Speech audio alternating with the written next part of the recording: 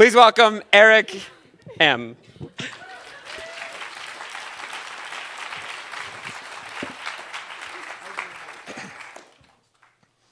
High school freshman in my algebra class every day after lunch in a state that has legalized marijuana. They were wearing me out. I get about halfway through the lesson and somebody says, "When are we going to ever use this in real life?" So I decided to go with the nuclear option. I just blurt out, "You guys know I love you, right?"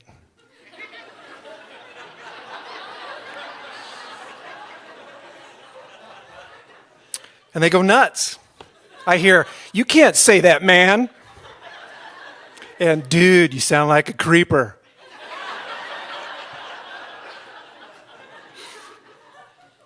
And then this beat down girl says, "Mr. McNeil, when I hear that word at my house, that's when bad things start to happen." And we're all just staring at her. But I knew what to say. It was time for a story. Well, when I was 12, my mom wanted to know what I thought about her marrying this guy named Julian. This would be her fourth marriage, and she was actually surprised when I said no. And it would have been hell no, but at the time all I had was, "Mom, I got a bad feeling about this guy." First thing he did was move us from Farmington, New Mexico to Taos. The junior high there had about 1,000 kids, and I discovered I was one of the 30 or so gringos. And there was something wrong with my fellow gringos. They were weird. They'd all grown up there, and they acted like dogs that had been beaten their whole lives, walking around with their tails between their legs. Well, at the end of the year, Julian decides to move us to Phoenix. But I figured out what he was doing. He was getting my mom even further away from her family and her friends. We get to Phoenix, and one night I wake up to the sound of a gun going off at the other end of the house. And then I hear the footsteps coming down the hallway to my room. And I'm praying they're my mom's. The door opens, and she just stands there. In the dim light, she looks like a ghost, and she says, "I think he shot himself." I said, "Well, I guess you better go check." She hesitated, and then she turned and disappeared down the hall. She opens the bedroom door, and I hear, "You wouldn't even care if I shot myself." So the next day I go in and I discover the bullet hole in the ceiling, and that's how I learned we had a gun in the house. Now, this stuff continued, and by the time I was a freshman in high school, he was having an affair with this artist, and she was really good. She did this bust of his head, but it was the 70s, so she painted it black and green. And so while he'd disappear over at her house for days at a time with our car, it was like he left his avocado head behind to keep an eye on us.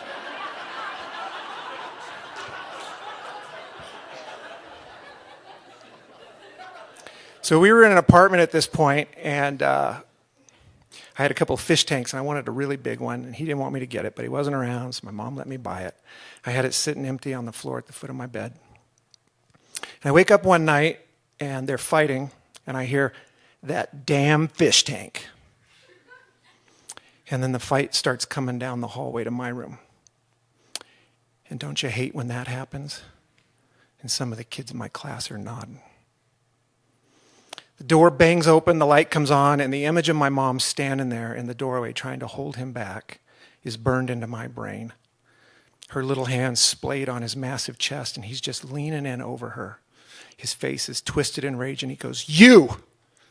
I told you not to buy that fish tank." And he picks up this big steel ball off my dresser. And as he winds up to throw as hard as he can, I just close my eyes and I let go. I thought I was going to die. And then I didn't. Because he wasn't throwing it at me. He was throwing it at the fish tank. But when it shattered, something inside of me shattered. And I lost control of my body. It was like there were two of me. On the inside, there was this helpless observer just laying there. And on the outside, I was shaking hard, and tears were streaming out of my eyes, but I wasn't crying. And when he saw that, he came over and he sat on my bed, and he leaned in so close I could smell his cologne. And he said, "Oh, I love you so much." and he misunderstood my tears because my heart was full of hate. I wanted to kill him because I finally understood my mom's world. He'd disappear, and when he'd show up, they'd fight. He'd beat her up. She'd cry. He'd tell her he loved her, and he'd leave again. From that point on, I was the one, when it came to love, that was walking around with my tail between my legs. Well, at this point, my algebra class is now staring at me. And I look at the rest of the math we're supposed to do, and I said, you know what, you guys are right. When are we ever going to use this in real life?